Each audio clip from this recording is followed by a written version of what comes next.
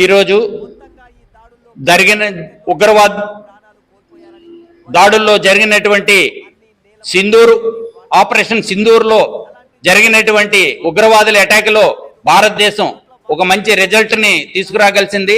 ఆ ఆపరేషన్లో జరిగినటువంటి ఎందుకు జరిగింది అనేటంటే మొన్న 22 తేదీన జరిగినటువంటి ఉగ్రవాద దాడిలో మన సామాన్య పౌరులు సుమారు 26 మంది వరకు అమరులైపోయి వాళ్ళ కుటుంబాలకి ఒక ధీటుగా మనము సమాధానం చెప్పాలి. కాబట్టి ఈరోజు ఉగ్రవాదుల మీద మనము ఆ కక్ష తీర్చుకోగలిసాము. ఆ అమరులైపోయిన కుటుంబాలకి ఈ రూపంగా మనము ఇది చెప్పాలనుకున్నాము. ఆ చెప్పిన దాంట్లో ఈ ఆపరేషన్ సింధూర్ అనేటువంటి కార్యక్రమం మన ప్రధానమంత్రి గారు ఈ 15 రోజుల్లో ప్రీ ప్లాన్డ్గా చేసి ఈవేళ ఉగ్రవాదులలో వాళ్ళ స్థావరాలపైన మనం అటాక్ చేసి ఒక మంచి రిజల్ట్ని తీసుకురాగలిసాము. అలాగే పాకిస్తాన్ కూడా ఉగ్రవాదుల్ని పెంచి పోషిస్తూ వాళ్ళకి ముందుకు తీసుకొస్తుంది. ప్రపంచ దేశాలన్నీ మనకు మద్దతు ఇస్తుంటే పాకిస్తాన్ ఉగ్రవాదులకి మద్దతు ఇస్తుంది. ఇప్పటికి కూడా వాళ్ళు మేకపోతే గాంభీర్యం చూపించుకుంటే మేము వాళ్ళ బలమే చూపిస్తున్నారు, ఉగ్రవాదులమే మేము అనుకున్న టైప్లో వాళ్ళకి మద్దతు ఇస్తున్నారు. అందుకు మన భారతదేశము మన నరేంద్ర మోడీ గారు చాలా చక్కగా నిన్ననే ఈరోజు ఉదయం మీటింగ్లో పెట్టి కూడా చెప్పారు. రక్షణ శాఖ అనేటువంటిది ఏ రకంగా మనకి చాలా నిరూపించుకోగలిసింది అనేటువంటిది చాలా విషయాలపైన మాట్లాడారు. రేపొద్దున యుద్ధమే కానీ వస్తే మనం సామాన్య పౌరుడు వరకు కూడా చాలా నష్టపోయే పరిహారం జరుగుతుంది. అలాంటప్పుడు మనకి 20 సంవత్సరాలు మనం వెనక్కి వెళ్ళిపోవలసిన పరిస్థితి ఉంటుంది.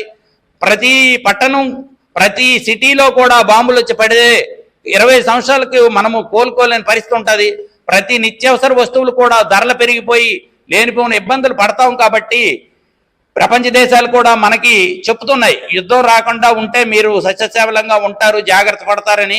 కాకపోతే పాకిస్తాన్ వాడు మన మీద కారు దూకుడు పనే చేస్తున్నాడు, మేము మీతో యుద్ధం చేస్తామని. కాకపోతే మన యుద్ధ సామాగ్రి వాడి యుద్ధ సామాగ్రికి మనం చూసుకుంటే మన ఏమిటనేటువంటిది ఈ ఒక్కరోజే మనం చేసి నిరూపించుకోగలిసాము.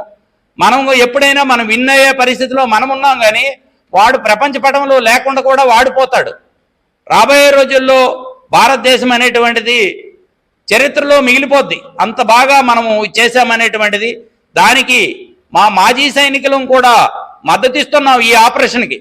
ఈవేళ కూడా మాకు అక్కడికి రమ్మని చెప్పినా మేము అందరము వెళ్ళి తుపాకీ పట్టడానికి కూడా మేము రెడీగా ఉన్నాము.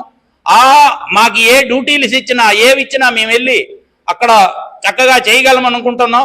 అలాగే ఇక్కడ సామాన్య పౌరులకు కాపాడడానికి కూడా మా మాజీ సైనికులు రెడీగా ఉన్నాము.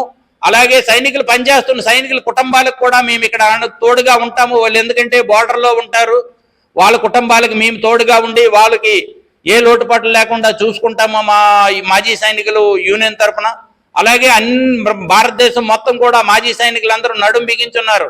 మీకు ఏమైనా మద్దతు కావాలంటే మా మాజీ సైనికులు మీరు వాడుకోండి అనే ఉద్దేశంతో గవర్నమెంట్కి తెలియజేస్తున్నారు. ఆ రకంగా మేమందరము ఈ ఆపరేషను చాలా దీనిగా జరిగిందని మేము దాని కంగ్రాచులేషన్ కూడా మేము చెప్తున్నాం నరేంద్ర మోడీ గారికి. కానీ ఎవరైతే ఆర్మీ, నేవీ, ఎయిర్ ఫోర్స్లో పాల్గొనేటువంటి సైనికులకి అందరికి కూడా మా మాజీ సైనికుల తరఫున ధన్యవాదాలు తెలియజేస్తున్నాం. నేను ఒక మాజీ సైనికుడును. నేను 2022 రిటైర్డ్ అయ్యాను.